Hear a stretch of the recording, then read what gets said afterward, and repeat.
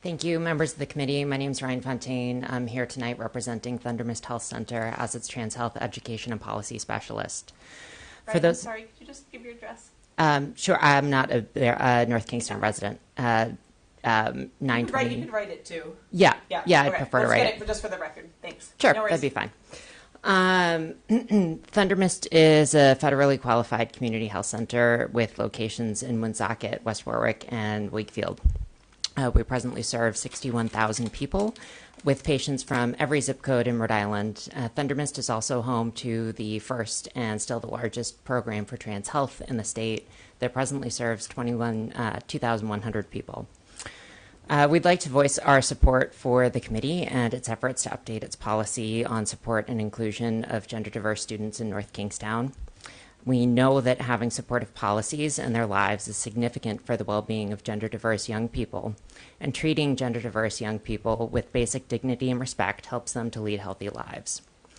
That's why Thunder Mist is here, to support inclusive policy that protects the rights of everyone.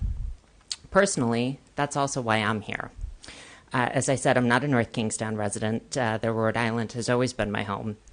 I went through public school at a time before policies like this existed, at a time before there was much understanding in the public about gender diverse people overall. And as a young trans person, I was afraid to come out anywhere because I had no idea who I could trust or how anyone would react.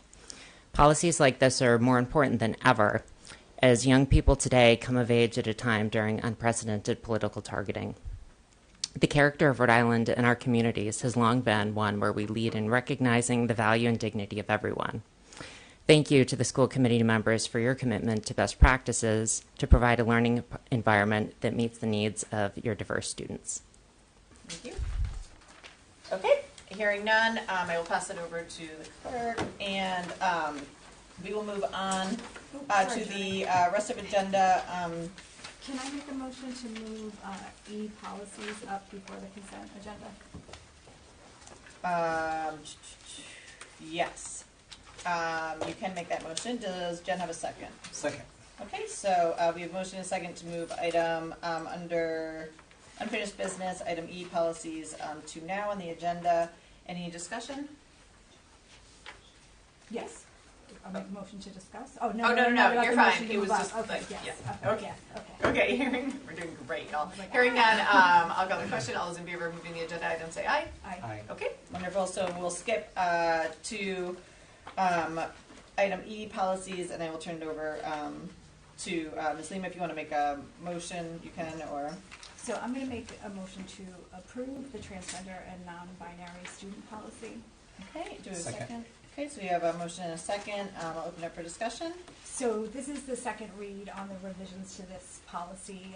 The proposed version that's in front of us this evening includes the changes that I referenced at our January 25th meeting, which incorporates the additional feedback that I received from transgender students past and present here at our high school, as well as medical professionals who provide health care to the trans community. As was referenced during public comments, right now we're seeing countless attempts here in Rhode Island and around the country to take away transgender youth's dignity, safety, and freedom. There's policies to remove all mention of sexual orientation or gender identity from our classrooms and roll back anti-discrimination protections. People think it isn't happening here, but it is. And I think it's important that we stand up for protecting our State Department of Education guidance that is in effect currently right here in our district. Most parents, I think, do an excellent job of making decisions that affect their children's lives and their futures, but I think, I think very few parents will admit to knowing everything that there is to know about how to keep their children healthy and safe. There's a wealth of knowledge that supports best practices for transgender youth, particularly in medicine and education, and those best practices are reflected in this policy that's before us this evening. And one thing that I just want to point out is that the transitions in this policy are referring to social transitions. The district is not facilitating medical or surgical interventions, and anyone who says otherwise is either uninformed or deliberately feeding into the anti-trans narratives. And I think it's important that we pass this policy, which fleshes out the practices that are currently in place in our district and have been for years, in order to show support for the students in our district. Okay, thank you so much. Further discussion? I'll just say, thank you to the policy subcommittee for this. This is something that affects my community, and I'm proud to support this tonight. I also want to say thank you that I saw that you had added the part about in case of a health emergency or emergency of somebody, that it is possible for the district to share that information in that extreme case, and I think that that's the right thing to do in that instance.